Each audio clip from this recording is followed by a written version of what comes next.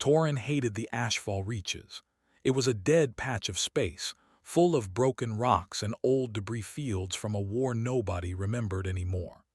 As a sensor officer on the Vantor's Pride, he spent most of his shifts staring at empty screens, watching nothing move for hours at a time. Today was supposed to be the same. It was not. The first alert came in quiet, almost shy, like the machine itself was unsure if it should bother anyone. A single blip appeared on the long-range scanner, far past the edge of the patrol zone. Torin leaned forward, tapping the screen twice to clear what he assumed was static. The blip stayed. "Sir," he said, "I have an unknown contact. Single object, deep space approach." Fleet Commander Ola Ren did not even turn around. She was reviewing supply reports on her personal screen, the kind of dull work that came with commanding 200 warships in a sector where nothing ever happened. "Debris," she said. "Log it and move on." "It's not debris," Torin said. "It's holding a steady course, and it's big." That got her attention. Ola Ren set down her screen and walked over, her boots echoing on the metal floor. She looked at the blip herself, at the numbers next to it, and frowned. The object was moving in a straight line, without drifting, without tumbling. Rocks did not fly straight. Ships did. "Confirm it," she said. "I want mass, speed, and origin now." The bridge crew moved fast after that. Screens lit up across the room as officers pulled data from every sensor array within range. Minutes passed. Then the numbers came back, and the room went quiet in a strange, uneasy way. One object, no escort, no visible weapons array that matched anything in their records, mass readings that made no sense for something moving that fast, an origin, human space. A few officers laughed, thinking it was a joke or a broken sensor. Humans were a young species, barely a few decades into real space travel. The Alliance had fought wars against empires far older and far stronger. A single unescorted human ship showing up alone in contested space sounded more like a mistake than a threat. "Maybe they're lost," said a young officer near the back. "Maybe they're stupid," said another, and a few people chuckled. Ola Ren did not laugh. She had read the old reports, the classified ones buried deep in Alliance archives, files that never had solid answers, only warnings written by officers who never explained why they were afraid. She had always assumed those files were exaggerated. Old fear, passed down like ghost stories. But something about the way this ship moved made the back of her neck go cold. "Send a probe drone," she ordered. "Passive scan only. I want to know what we're looking at before we get close." The drone launched a moment later, a small silver dot racing out into the dark. It should have taken 20 minutes to reach a good scanning distance. It took 12. Then, without warning, 3 listening posts along the edge of the sector went silent, one after another, their signals cutting out like candles being pinched by unseen fingers. No explosion, no distress call, just silence. "Sir," Torin said, his voice tighter now, "we've lost contact with outposts 7, 8, and 9. Ola Ren stared at the screen. The human ship had not changed course. It had not fired anything. It was simply passing near those outposts, and somehow that was enough to knock them offline. "Could be a jamming field," someone offered. "Jamming doesn't cut a signal clean," Ola Ren said quietly. "Jamming leaves noise behind. This is nothing, like the outposts just stopped existing." The bridge fell quiet again. Even the ones who had laughed earlier were not laughing now. Ola Ren straightened her uniform and made a decision. 200 warships were a lot of firepower. Whatever this ship was, whatever secrets it carried, it was still one vessel against an entire fleet. The math was simple, and math did not lie. "Signal the fleet," she said. "Full formation, we move to intercept." Across the Vantor's Pride, alert lights shifted from calm blue to sharp amber. Engines hummed to life throughout the ship, and the same sound echoed through every vessel in the fleet as 200 warships began to turn, slowly at first, then faster, aiming themselves toward a single point in the dark. Torin watched the human ship's icon on his screen, small and steady, completely unbothered by the storm of metal and weapons gathering around it. It did not speed up. It did not turn away. It did not do anything at all except keep moving forward, calm and certain, like it already knew exactly how this would end. He told himself it was just a big cargo ship, or a scout with a broken transponder, or some kind of trick. He told himself a lot of things in the next few minutes, trying to explain away the small, cold feeling growing in his chest. But deep down, as the fleet closed the distance, and the human ship grew larger on every screen across the bridge, Torin had the strange, creeping sense that they were not the ones hunting. They were the ones being watched. The probe drone finally reached scanning range, and the data it sent back broke every screen's expectations on the Vantor's pride at once. Officers stared at their consoles, some rechecking numbers twice, sure they had made an error. The human ship was not just big. It was massive, 10 times the size of the Alliance flagship, a floating mountain of metal moving through open space like it weighed nothing at all. And yet, according to the drone's readings, it turned and adjusted course with the kind of speed that should have belonged to a fighter craft, not something the size of a small moon. "That can't be right," said the drone operator, tapping the screen like it might fix itself. "Nothing that big moves like that." A younger officer near the weapons station laughed nervously. "Maybe the sensors are broken. Maybe it's a decoy, some kind of hologram trick." Fleet Commander Ola Ren said nothing for a long moment, watching the numbers scroll past. Then she turned to Torin. "Run it against known human vessel classes. Compare it to anything in our files." Torin typed quickly, cross-checking the readings against decades of collected intelligence. The results came back mostly empty. There was nothing close. A few old reports mentioned rumors of large human test ships, vague sightings never confirmed, buried under warnings that were never explained. Nobody in the Alliance had ever seen a human capital ship up close, not in real combat, not like this. That was the strange part about humanity. They were new to the wider galaxy, barely a few decades since first contact, and in that time most species had learned to see them as small and unimportant. Human colonies were modest. Human diplomats were polite but firm. Human fleets, when spotted, were usually small groups of ships doing quiet patrols near their own space, never pushing outward, never causing trouble. It had led to a kind of lazy confidence across the Alliance, the belief that humans were simply too young, too limited, to be taken seriously as a military power. Ola Ren remembered hearing an older officer joke about it once, years ago at a training academy. "Humans built cities before they built decent starships," he had said. "Give them a few more centuries, maybe they'll catch up." Everyone had laughed. Nobody was laughing now.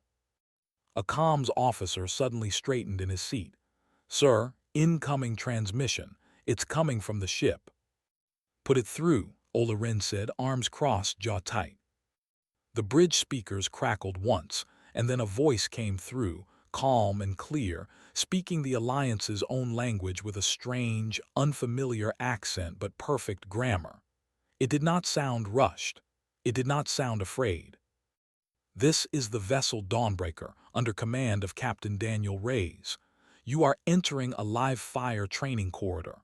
For your own safety, withdraw immediately." Silence spread across the bridge like a physical weight. A training corridor, not a border, not a war zone. A training corridor, as if 200 Alliance warships closing in on them was some minor inconvenience, some scheduling conflict to be politely resolved. A junior tactical officer scoffed under his breath. "Withdraw. They're outnumbered 200 to 1 and they want us to leave." Ola Ren's eyes narrowed, but a small part of her, the part that had read those old classified files, felt something twist uneasily in her stomach. Confidence like that did not usually come from nowhere. Either this Captain Reyes was foolish beyond belief, or he knew something they did not. She chose to believe the first option. Pride made that choice easier than fear did. "They're bluffing," she said aloud, more to convince the room than herself. "One ship, no escort. No visible weapon signatures beyond standard defense arrays. It's a test of nerve, nothing more. We push forward." Around her, officers straightened, some visibly relieved to have a clear order to follow, something simple to focus on instead of the strange numbers still glowing on their screens. "Send our own response," Ola Ren continued. "Tell them to power down and prepare to be boarded. We take the ship intact if possible. Whatever technology lets something that large move like that, I want it studied, not destroyed." The message was sent. On the other end, nothing changed. The human ship did not power down. It did not attempt to flee. It simply held its position, steady and patient, like a teacher waiting for a lesson to be finished.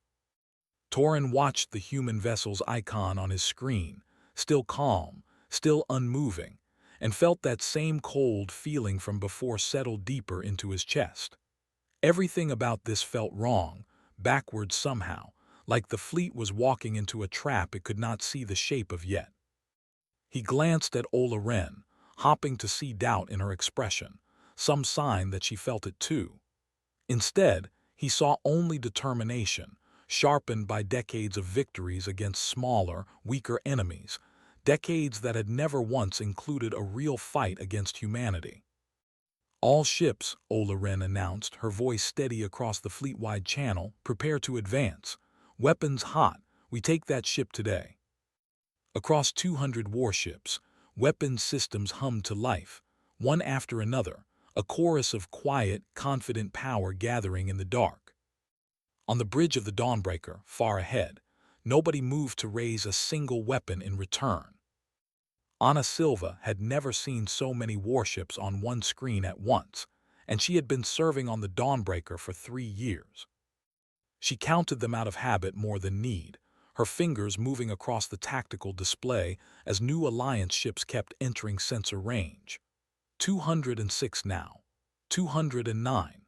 The number kept climbing, but her hand stayed steady, because the man standing behind her did not seem worried at all, and that made it very hard for anyone else on the bridge to feel worried either. Captain Daniel Reyes stood near the center of the bridge with his arms loosely crossed, watching the same swarm of ships without any change in his expression. He was not an especially tall man, not the kind of person who filled a room just by walking into it.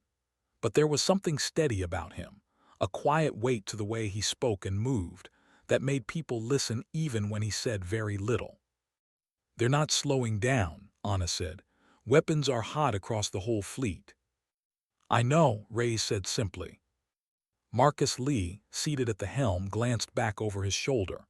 "Captain, should we raise shields to combat levels, charge the main batteries?" "No," Reyes said. "Leave them as they are." A few crew members exchanged uneasy looks, though none of them argued. They trusted him, even now, even with 200 warships bearing down on their position. That trust had been built over years of missions where his calm decisions had kept them alive through situations that should have ended badly. Reyes finally moved, walking toward the communication station. "Open a channel to Fleet Command," he said. "Priority order all frequencies." The comms officer nodded and set the connection. Reyes leaned slightly toward the microphone, his voice calm but carrying clearly across the bridge. "All human fleets currently stationed near the Ashfall reaches. This is Captain Daniel Reyes aboard the Dawnbreaker. Effective immediately, withdraw from the sector. Full retreat. Clear the area to a distance of at least 10 light minutes and hold position until further notice." Ana turned in her seat, surprised. "Captain, we're the ones surrounded. Shouldn't we be calling for support instead of sending everyone else away?" Reyes looked at her, and for the first time, something almost like a small, tired smile crossed his face. "That's exactly why I'm sending them away, Lieutenant." She frowned, not understanding, and she was not the only one. Around the bridge, other officers shared the same confused glances, waiting for an explanation that did not immediately come. Reyes walked toward the main viewport, looking out at the distant lights of the approaching Alliance fleet. "This ship isn't built the way most of our warships are built," he said. "It wasn't sent out here to fight a war. It was sent out here to test something new, something we've been working on for a long time. Something that isn't ready to be seen yet, not by our own people, and definitely not by anyone else." "A weapon," Marcus said quietly, more statement than question. "A weapon," Reyes agreed. "One we don't fully understand the full reach of yet. That's why this sector was chosen. Far from any colony, far from any of our own fleets, far from anyone who might get caught in something we can't take back." Anna's stomach tightened as the pieces came together. "And now 200 Alliance ships have walked straight into the middle of it." "Yes," Reyes said simply. "Which is why I gave the order to retreat, not to save this ship, to save everyone else nearby on both sides in case something goes wrong today." The bridge went quiet except for the soft hum of machinery and the distant chime of incoming Alliance transmissions demanding surrender. Reyes returned to the communications station and opened an outgoing channel, this time aimed directly at the Alliance fleet. "This is Captain Daniel Reyes of the Dawnbreaker," he said, his voice steady and clear. "This is your last chance to disengage. Withdraw now while you still can." On the Alliance side, the message was met with silence, followed by a burst of static, then Commander Ola Wren's sharp, unimpressed voice. "Power down your systems and prepare to be boarded. This is not a negotiation." Reyes closed the channel without responding further. He looked around at his crew, at the tense but steady faces watching him, waiting for his next order. "They're not going to listen," Anna said quietly. "No," Reyes agreed. "They think this is about strength in numbers.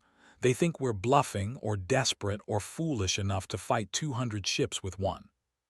"Are we?" Marcus asked, only half joking.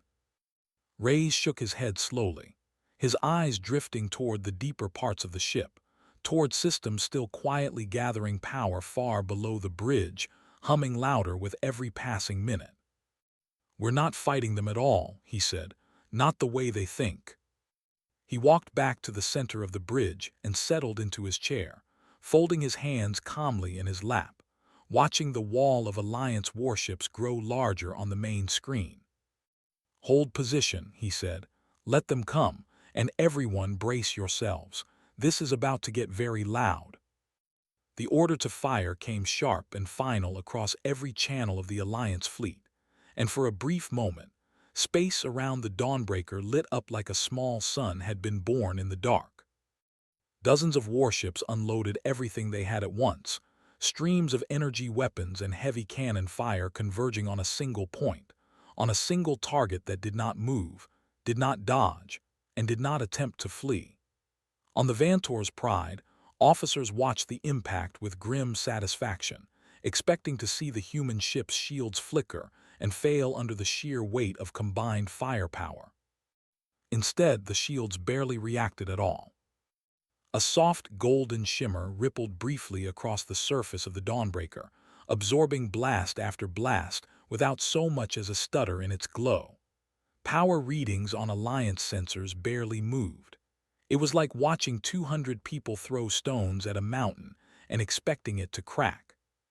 "That's not possible," someone whispered on the Vantor's Pride bridge. Commander Ola Wren stared at the screen, her jaw tightening. "Again," she ordered. "Full spread, all batteries, concentrated fire on the same point."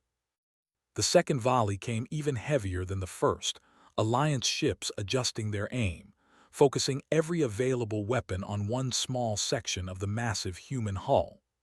Explosions bloomed silently in the vacuum, one after another, painting the darkness in brief flashes of orange and white. When the light faded, the Dawnbreaker was still there, completely unharmed, its lights steady and unbroken. A tense murmur spread through the bridge crew. Somewhere near the back, a young officer's voice cracked slightly as he spoke. "Commander, should we consider withdrawing?" Ola Wren rounded on him, her expression hard. "We have them outnumbered 200 to 1. We are not retreating from a single ship because of a strong shield." But even as she said it, Doubt had begun to creep into her voice, small and quiet, buried beneath years of pride and command experience that told her retreating now, after committing so completely, would be its own kind of disaster. Backing down in front of her own fleet felt impossible. Continuing forward felt, for the first time, deeply uncertain. On the comms channel, Captain Reyes' voice returned, as calm and unbothered as before. "This is your last chance to disengage." Ola Ren cut the channel without responding, refusing to dignify the warning with an answer. "Continue the assault," she ordered. "Target their engines. If we can't break the shields, we cripple their mobility and board them by force." Ships shifted formation, redirecting fire toward the engine section of the Dawnbreaker, still without effect. Meanwhile, deep inside the human vessel, something else was happening, something the Alliance sensors could not properly read or understand. Far below the bridge, in a section of the ship sealed off from most of the crew, massive coils of unfamiliar machinery pulsed with soft blue light, drawing power steadily from the ship's core reactors. Engineers monitored the process closely, watching numbers climb toward a specific threshold, checking and rechecking readings with the kind of careful focus reserved for something that had never been tested in real conditions before. On the bridge, Ana Silva kept one eye on the incoming weapons fire and another on a separate display, one connected directly to that hidden section of the ship. "Core systems at 80%, she reported quietly. Reyes nodded, still seated calmly in his chair despite the ship shaking slightly under the weight of continued bombardment. "Let them keep going," he said. "It won't matter much longer." Marcus glanced back at him from the helm. "Captain, with respect, they've fired everything they've got. If they figure out we're not fighting back with weapons of our own, they might try something more drastic." "They already have," Reyes said. "They're targeting our engines now. They think crippling our movement will force a surrender." "Will it?" Ana asked. Reyes shook his head slowly. "This ship was never meant to fight the way they expect. It doesn't need to move to finish what it came here to do." Outside, the Alliance fleet continued its relentless assault, shifting tactics again and again, trying different angles, different weapon types, different formations, all without success. Commander Ola Ren's earlier confidence had begun to crack, replaced by a growing, uneasy realization that something about this entire situation had gone very wrong, though she still refused to voice it out loud. Back on the Dawnbreaker, the display Ana had been watching finally reached its final number. "Core systems at 100%, she said, her voice quieter now, almost solemn.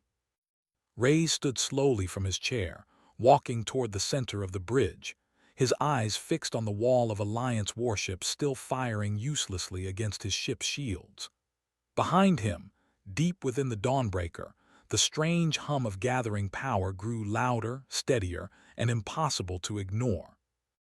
"Bring the weapon online," he said quietly. "It's time to end this."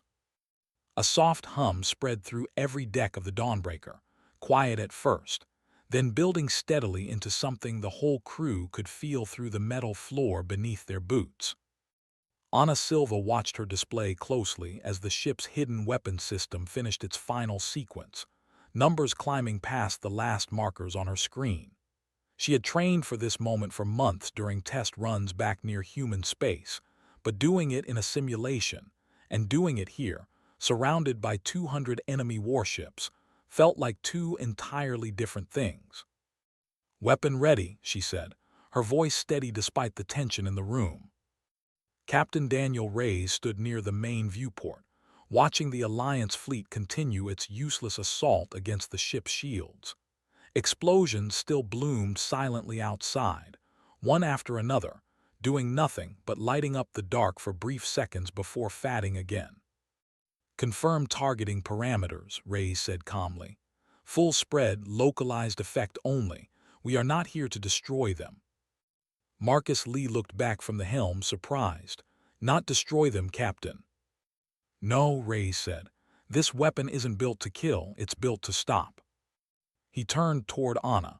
Activate the subspace disruption field. Controlled radius centered on the Alliance fleet's position.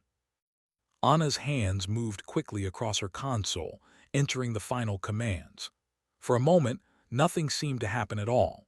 Then, deep within the ship, a low pulse rippled outward, invisible to the naked eye, spreading silently through the vacuum of space like a stone dropped into still water. On the Alliance ships, the effect was immediate and impossible to ignore.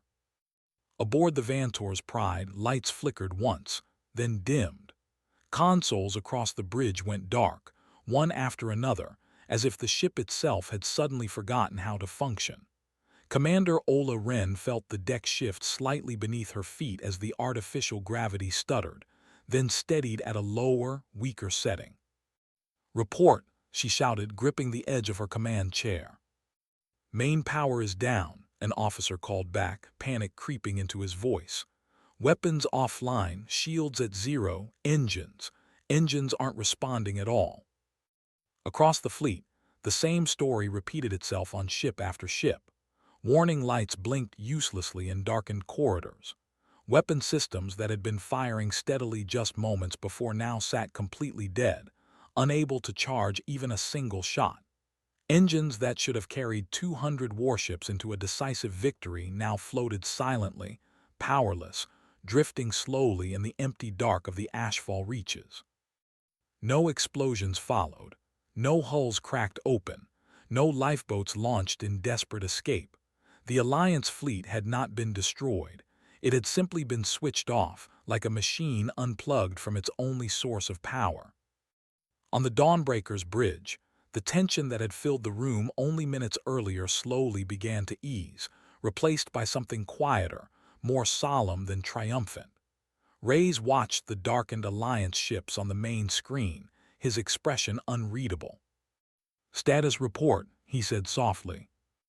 "All 209 Alliance ships are disabled," Anna confirmed, checking her readings twice to be certain. "No hull breaches, no casualties detected. They're alive, Captain, just stuck." A quiet murmur of relief passed through the bridge crew, though nobody cheered. There was no celebration in disabling an enemy fleet without a single death, only a heavy sense of having crossed a line that could never be uncrossed, of having shown the galaxy something it was not prepared to understand. Reyes walked toward the communication station and opened a direct channel to the Vantor's Pride.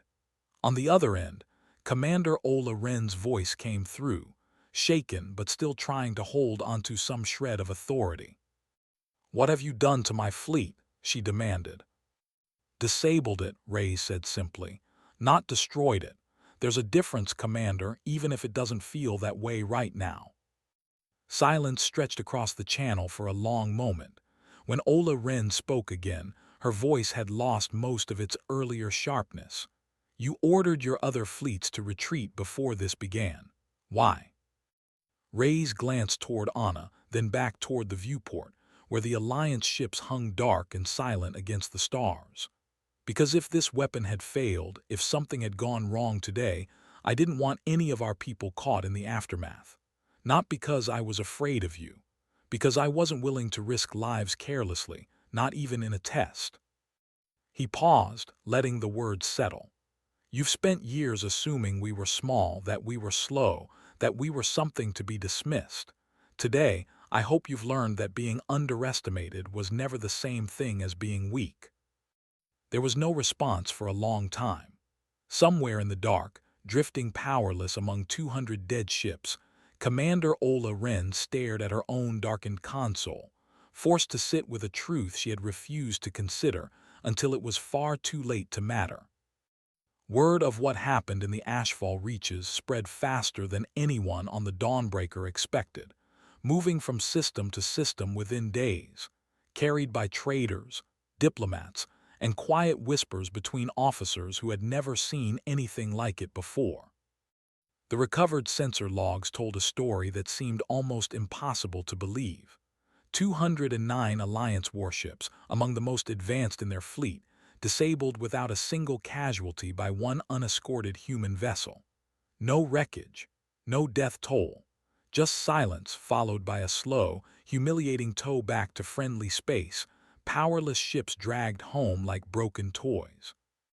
Across dozens of star systems, governments that had never paid much attention to humanity suddenly found themselves reviewing old reports with fresh eyes. Diplomats who had once spoken about humans with a polite, dismissive tone began quietly rewriting their briefings. Some species reacted with open unease, worried about what else humanity might be hiding behind its quiet, modest colonies. Others reacted with something closer to respect, recognizing restraint where they might have expected destruction. Back within the Alliance, Commander Ola Ren found herself facing a very different kind of battle. Alliance High Command, embarrassed by the loss of an entire battle group without a single confirmed kill, launched a formal inquiry into the incident. She sat through hours of questioning, forced to explain, again and again, why she had ignored two clear warnings from a captain who had, in the end, shown more caution than she had. "You had every opportunity to withdraw," one investigator said flatly during the hearing. "Twice." Ola Ren had no good answer for that. Pride had cost her more in one afternoon than years of careful campaigns had ever earned her, and she knew it. In the end, she was formally reprimanded and reassigned to a quiet administrative post far from any fleet command, her career effectively finished, though she was, at the very least, alive. Meanwhile, analysts across several rival factions struggled to properly classify the weapon humanity had used, unable to find anything comparable in their own archives. Reports labeled it a subspace disruption device, though most agreed that even that description felt incomplete. What frightened them most was not the weapon's power, but the fact that it had been designed specifically not to kill, a level of control and precision none of them had thought humanity capable of. Aboard the Dawnbreaker, life slowly returned to something resembling normal, though the mood remained subdued rather than celebratory. Captain Daniel Reyes spent much of his time in quiet conversation with his crew, reviewing data from the test, checking in on officers who had spent the entire encounter braced for a battle that never truly came. Ana Silva found him one evening standing near the same viewport where he had watched the Alliance fleet gather days before. The stars outside looked calm now, ordinary, as if nothing unusual had ever happened there at all. "You don't seem happy about how it went," she said, stepping up beside him. Reyes was quiet for a moment before answering. "We didn't come out here looking for a fight, Lieutenant. We came out here to test something we hoped we'd never need to use in anger. Today, over 200 people almost died because someone refused to believe a simple warning." "But nobody did die," Anna said gently. "You made sure of that." "This time," Reyes said. "Next time, someone might not listen fast enough on either side. That's not a victory. That's a warning we all need to take seriously." He turned away from the viewport, glancing toward the quiet hum of the bridge behind them, crew members moving calmly between stations, restoring the ship to standard operations after days of tension. "All I ever wanted from this mission was for people to understand that being underestimated doesn't mean being harmless. I didn't want anyone to get hurt learning that lesson." Days later, a formal message went out across human command channels, confirming the success of the Dawnbreaker's field test and authorizing limited diplomatic contact with the Draven Alliance, this time on far more equal footing than before. For the first time since first contact, Alliance representatives approached negotiations with genuine caution instead of quiet dismissal, choosing their words carefully, treating human officials as equals rather than curiosities.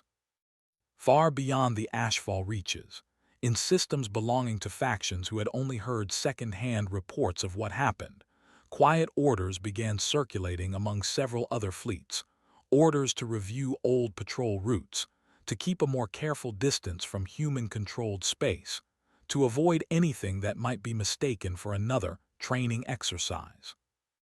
Nobody outside of a small circle of human command staff knew exactly what other projects were currently being developed, tested, or quietly refined somewhere deep within human territory. For most of the galaxy, that uncertainty proved far more unsettling than any weapon ever could.